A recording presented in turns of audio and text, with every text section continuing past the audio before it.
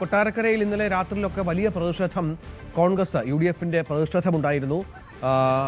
പോലീസും മറ്റും തടയുന്നത് കണ്ടു. KSRTC ബസ്സുകളിലും മറ്റും പോസ്റ്ററുകളും മറ്റും ഒട്ടിച്ചാണ് UDF പ്രവർത്തകർ ഗണേഷ് കുമാറിനെതിരെ പ്രതിഷേധിച്ചത്. ആ ദൃശ്യങ്ങളൊക്കെ നമുക്ക് കാണാം. KSRTC ബസ്സുകളിൽ അവർ പോസ്റ്ററുകളും മറ്റും ഒട്ടിക്കുകയാണ്.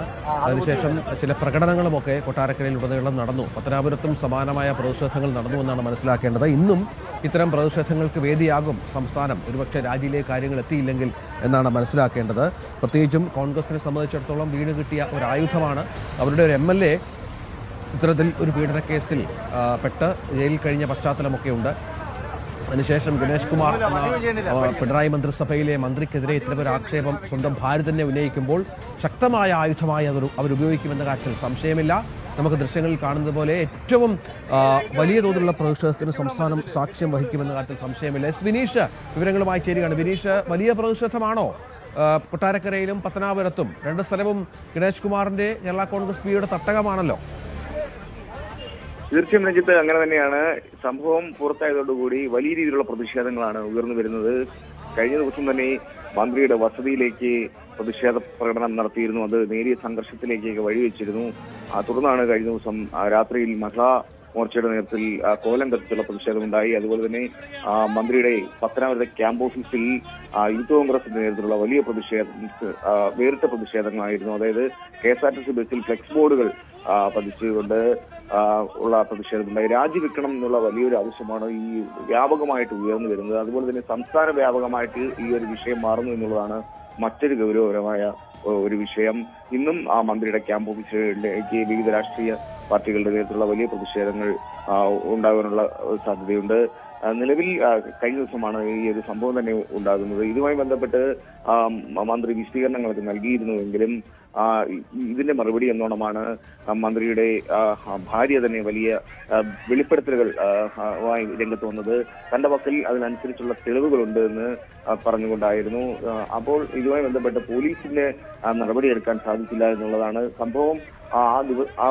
അപ്പോൾ തന്നെ 112 വിളിക്കുകയും പോലീസിൽ നിന്ന് സഹായം നേടുകയും ഒക്കെ ചെയ്തിരുന്നു ബിന്ദു മേനോൻ. പോലീസ് അവിടെ എത്തുകയും പക്ഷേ ഇവർക്ക് സംരക്ഷണം നൽകിയില്ല എന്ന് കാട്ടി യൂത്ത് കോൺഗ്രസിന്റെ വൈസ് പ്രസിഡന്റായ യദു കൃഷ്ണൻ DGPക്ക് അടക്കം പരാതി നൽകിയ ഒരു സാഹചര്യം നിലനിൽക്കുന്നുണ്ട്. എന്തായാലും ഇതുമായി ബന്ധപ്പെട്ട് വ്യാപകമായ പ്രതിഷേധങ്ങൾക്ക് വഴിയൊരുക്കുന്നു. നമുക്കറിയാം, ഗണേഷ് കുമാറിന്റെ പുസ്തക മണ്ഡലമാണ് പത്തനാപുരം. പത്തനാപുരത്തിൽ ഇലക്ഷൻ പ്രചരണം അടക്കം തുടങ്ങിയ സാഹചര്യം ഉണ്ടായിരുന്നു. പലയിടത്തും ചുവരെടുത്തുകൾ നടക്കുന്നു. അപ്പോൾ പ്രതിപക്ഷം ജ്യോതികുമാർ ചാമക്കാല എന്ന കോൺഗ്രസിന്റെ സ്ഥാനാർത്ഥി മത്സരിക്കാൻ ഇത് തമ്മിൽ വലിയ രാഷ്ട്രീയ മത്സരം നടക്കുന്ന സാഹചര്യത്തിലാണ് ഇത്തരത്തിലുള്ള മന്ത്രിയുടെ മുഖച്ഛായ തന്നെ മാറുന്ന തരത്തിൽ ഒരു സംഭവം ഉണ്ടായിരിക്കുന്നത്. മന്ത്രിക്ക് ഇപ്പോൾ രാജിവെക്കുന്ന തരത്തിലേക്ക് കാര്യങ്ങൾ എത്തുന്നു. ഇതെല്ലാം ഒരു പ്രതിപക്ഷ ഒരു അടിയായി തന്നെ ഈ മാറുന്നു എന്നുള്ളതാണ്. എന്തായാലും ഈ ഒരു സംഭവം പ്രതിപക്ഷം വലിയ രീതിയിൽ ഉയർത്തി വരുന്നുണ്ട്. മന്ത്രിയുടെ മുഖച്ഛായ മാറ്റുന്ന തരത്തിൽ, അതായത് മന്ത്രിക്കെതിരെ പ്രചരണങ്ങൾ ആയുധമാക്കി തന്നെ ഇത് മാറ്റുന്നു എന്നുള്ളതാണ്. എന്തായാലും വലിയ പ്രതിഷേധങ്ങൾക്കാണ് വഴിയൊരുക്കുന്നത്. ഏകദേശം 9 മണിക്ക് മുതൽ പ്രതിഷേധ പ്രകടനങ്ങൾ തന്നെ പത്തനാപുരത്ത് സ്റ്റാർട്ട് ചെയ്യുന്നുണ്ട്. അതായത് യൂത്ത് കോൺഗ്രസ് പ്രവർത്തകർ, പോലീസ് നിലവിൽ ഈ ഒരു സംഘർഷ സാധ്യത കണക്കിലെടുത്ത് പത്തനാപുരം പ്രദേശങ്ങളിൽ വലിയ പോലീസും ക്യാമ്പ് ചെയ്യുന്നുണ്ട്. രഞ്ജിത്ത്,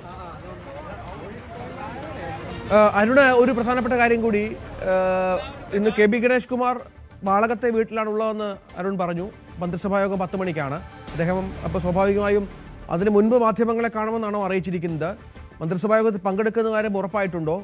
അത്തരം അദ്ദേഹത്തിന് ഇന്നത്തെ യാത്രാ പരിപാടി സംബന്ധിച്ച് എന്തെങ്കിലും സൂചനകൾ നമുക്ക് കാര്യമായി ലഭിക്കുന്നുണ്ടോ?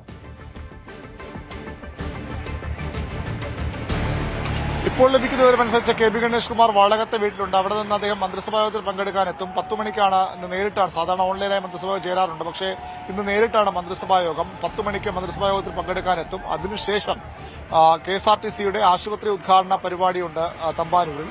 അവിടെ വെച്ച് മാധ്യമങ്ങളെ കാണാമെന്നാണ് ഇപ്പോൾ അദ്ദേഹത്തിന്റെ ഓഫീസ് അറിയിക്കുന്നത്. അദ്ദേഹം മന്ത്രിസഭാത്തിൽ പങ്കെടുക്കുമെന്ന് തന്നെയാണ് ഇപ്പോൾ ലഭിക്കുന്ന വിവരം. അല്ലെങ്കിൽ ഏതെങ്കിലും ഘടകകക്ഷിയോ അല്ലെങ്കിൽ മുഖ്യമന്ത്രി തന്നെ മന്ത്രിസഭാത്തിൽ പങ്കെടുക്കാൻ നിർദ്ദേശം നൽകണം. അതുണ്ടാകുമോ എന്ന സാധ്യത വിരളമാണ്. കാരണം ഗണേഷ് കുമാറിന്റെ വിശദീകരണം കേൾക്കാൻ കൂടി സർക്കാർ തയ്യാറായേക്കും. ഇത്തരമൊരു ആരോപണം ഉയർന്നു വരുമെങ്കിലും സ്വാഭാവികമായും ആ മന്ത്രിയുടെ വിശദീകരണത്തിൽ കേൾക്കാൻ കൂടി ഒരു സാവകാശം സർക്കാർ ഉണ്ടാക്കിയേക്കും. അങ്ങനെയെങ്കിൽ കെ വി ഗണേഷ് കുമാറിന്റെ വിശദീകരണം കേൾക്കും. പക്ഷേ അധികം ഈ വിഷയം നീട്ടിക്കൊണ്ടുപോകാൻ CPM താല്പര്യപ്പെടുന്നില്ല. രാജിവെക്കണമെന്ന നിർദ്ദേശം മുഖ്യമന്ത്രി നൽകുന്നതിന് മുമ്പ് തന്നെ കെ വി ഗണേഷ് കുമാർ രാജിവെച്ചൊഴിഞ്ഞേക്കുമെന്ന അഭ്യൂഹവും ഉണ്ട്. സ്വാഭാവികമായും ഇത് കെ വി ഗണേഷ് കുമാർ എന്ന കേരള കോൺഗ്രസ് ബിയുടെ നേതാവിനെ മാത്രം ബാധിക്കുന്നൊരു വിഷയമാകില്ല. അദ്ദേഹം രാജിവെച്ചില്ല, അദ്ദേഹം സ്ഥാനത്ത് തുടരുകയാണെങ്കിൽ തീർച്ചയായിട്ടും അത് ഇടതുമുന്നണിയെയും അവരുടെ സർക്കാരിനെയും അവരുടെ തെരഞ്ഞെടുപ്പിലെ സാധ്യതകളെയും ഒക്കെ ബാധിക്കുന്ന വിഷയമായി മാറുമെന്നാണ് ആശങ്ക. അതുകൊണ്ട് തന്നെ കെ വി ഗണേഷ് കുമാർ അധികം വൈകാതെ മന്ത്രിസ്ഥാനം രാജിവെക്കാൻ തന്നെയാണ് സാധ്യത. ഇന്നത്തെ മന്ത്രിസഭായോഗത്തിൽ പങ്കെടുക്കുമോ എന്ന കാര്യത്തിൽ ഇനിയും വ്യക്തത വരേണ്ടതുണ്ട്. ഇപ്പോൾ ലഭിക്കുന്ന സൂചനകൾ അനുസരിച്ച് അദ്ദേഹം മന്ത്രിസഭായോഗത്തിൽ പങ്കെടുക്കും. അതിനുശേഷം മാധ്യമങ്ങളെ കാണുമെന്നാണ് അറിയിച്ചിട്ടുള്ളത്. ശരി, VV അരുണും ഒപ്പം വിനീഷുമാണ് ഏറ്റവും പുതിയ വിവരങ്ങൾ പങ്കുവച്ചത്. കെ ബി ഗണേഷ് കുമാർ രാജിവെക്കുമോ? രാഷ്ട്രീയ കേരളം കാത്തിരിക്കുന്നു. കൂടുതൽ വാർത്തകൾക്ക് News 18 Keralam YouTube channel subscribe ചെയ്യുക.